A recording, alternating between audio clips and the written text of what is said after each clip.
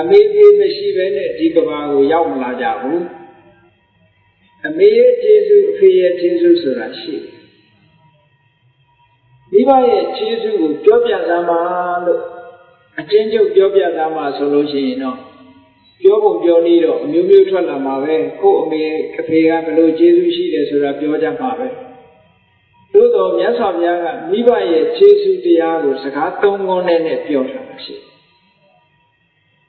နံပါတ်1ကဘာလို့ဆိုလို့ရှိရင်အာပါဒကမိဘတွေကစောင့်ရှောက်ခဲ့တာစောင့်ရှောက်ခဲ့တဲ့ကျေးဇူးဘယ်တော့မှစောင့်ရှောက်ခဲ့တာလို့ဆိုရင်မိခင်ကဝမ်းထဲမှာတရေတီကြတဲ့စောင့်ရှောက်ခဲ့မစင်ရအောင်မပင်ပန်းရအောင်ဒုက္ခမရောက်အောင်တရေတီကြတဲ့ကစောင့်ရှောက်တာမွေးလာတဲ့အခါမှာလည်းပဲဟုတ်ကလားပက်လက်ကလေးကနေဘိုးဘက်ဒီဘက်တောင်မဆောင်နိုင်သေးတဲ့အရွယ်မှာစောင့်ရှောက်ခဲ့တာလို့ကြိုတိုက်တွေးပြီးစောင့်ရှောက်ခဲ့တယ်မက်ချင်တွေဘာတွေမကိုက်ရအောင်စောင့်ရှောက်ခဲ့တယ်အဲ့ဒီကျေးဇူးကနေတဲ့ကျေးဇူးလားမိခင်ဖခင်ရဲ့အာပါဒကာတဲ့မြတ်စွာဘုရားကစောင့်ရှောက်ခဲ့တယ်အသက်မတည်ရအောင်ထိန်းသိမ်းစောင့်ရှောက်ခဲ့တယ်တို့တာမန်လေးတစ်ခုလောက်တာတောင်မှလူတွေကကျေးဇူးတင်ပါတယ်ပြောရမိဘကကိုယ့်ကိုတစ်နှစ်လည်းမဟုတ်နှစ်နှစ်လည်းမဟုတ်လူလမ်းမြောက်သည့်ဖြစ်အောင်စောင့်ရှောက်လာတဲ့ကျေးဇူးဘလောက်ကြီးလဲဆိုစဉ်းစားတာကြည့်တော့နောက်စကားတစ်ခုကမြတ်စွာဘုရားကပောတကမိဘတွေကသားသမီးကိုကျွေးလာတာဟုတ်တယ်လေငယ်စဉ်တောင်ကြီးကလေးဘွားကအတုံးအဖတ်မစားနိုင်တဲ့အချိန်မှာတို့ယူတိုက်ပြီးတော့ကျွေးလာ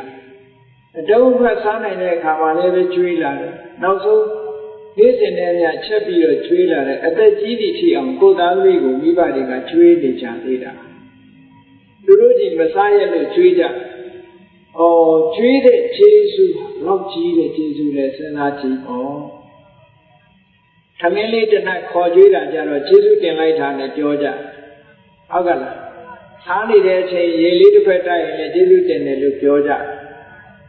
မိဘတွေကျေးဇူးကြတော့တာမန်ကျေးဇူးတင်လိုက်ရုံနဲ့မကဘူးဟုတ်ကလားအဲ့မတန်မှကျေးဇူးကြီးတယ်လို့ပြောရမယ်နောက်တတိယစကားတစ်ခုကမြတ်စွာဘုရားကဣမတ္တလောကတ္တဓတ္တိတာရောတဲ့ဟောဒီလောကကြီးကိုပြတာမိဘအကယ်၍မိဘကမကျွေးခဲ့ဘူးမစောင့်ရှောက်ခဲ့ဘူးဆိုရင်ဒီလောကကြီးကိုတွေ့ရမှာမဟုတ်ဘူးဆိုလိုတာကဟောဒီလောကကြီးရောက်လာအောင်မိဘကပို့လိုက်တာတက္ကသိုလ်ပညာတတ်အောင်လည်းမိဘကပို့လိုက်တာယာရုကြီးကြီးရအောင်လည်းမိဘလုပ်ပေးလိုက်တာပစ္စည်းဥစ္စာတွေချမ်းသာအောင်လည်းမိဘလုပ်ပေးလိုက်တာအဲကြောင့်မို့ဣမတ္တလောကတ္တဓတ္တိတာတော့ဒီလောကကြီးကိုပြတဲ့ပုဂ္ဂိုလ်ကတခြားမဟုတ်ဘူးမိဘပဲလို့မြတ်စွာဘုရားဟောအဲ့ဒါကြောင့်မို့လို့လောကမှာရှိတဲ့လူသားတွေအမေပေါ်မှာပြုစုဆောင်ရှောက်ဖို့ဝတ္တရားရှိတယ်ဒါကိုမတ္တယတာအဖေပေါ်မှာပြုစုဆောင်ရှောက်ရမယ်ဝတ္တရားရှိတယ်ပတ္တယတာမိဘကိုလူကျွေးပြုစုတာကိုအားလုံးကြားဖို့တဲ့အတိုင်းပဲမင်္ဂလာလို့လည်းခေါ်ထားတယ်မြတ်စွာဘုရားမင်္ဂလာသုတ်တံမှာဆိုရင်မာတာပိတုဥပဋ္ဌာဏမိဘကိုလူကျွေးပြုစုတာမင်္ဂလာမင်္ဂလာဆိုတာအရာရာအောင်မြင်ပြီးကောင်းကျိုးချမ်းသာကိုရနိုင်တယ်လို့ခေါ်တယ်နော်